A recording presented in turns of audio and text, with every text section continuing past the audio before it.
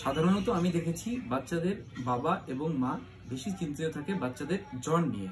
জ্বর আসলে ডাক্তারবাবু কি করব, জ্বর কত ডিগ্রি হলে বাচ্চাকে ওষুধ খাওয়াবো, কি ওষুধ খাওয়াবো, এই নিয়ে বাচ্চাদের প্যারেন্টস মানে পিতা এবং মাতা বেশি চিন্তিত থাকে। তো প্রথম কথা বলি, বাচ্চাদের যদি 99 ডিগ্রির উপরে যদি জ্বর আসে তাহলে বাচ্চাকে জ্বরের ওষুধ প্যারাসিটামল দিন। দ্বিতীয় কথা, বাচ্চাদের যদি 99 ডিগ্রি ফারেনহাইটের উপরে জ্বর আসে তাহলে তাদেরকে বেশি ক্যাথা বা কম্বল জড়িয়ে রাখবেন না, কারণ তাদের যে শরীরে তাপটা থাকে সেটা ওই ক্যাথা এবং কম্বলের মধ্যে দিয়ে তাদের শরীরে রিফান্ড যায়। এর ক্ষেত্রে কি করবেন, তাকে আলগা করে দেবেন।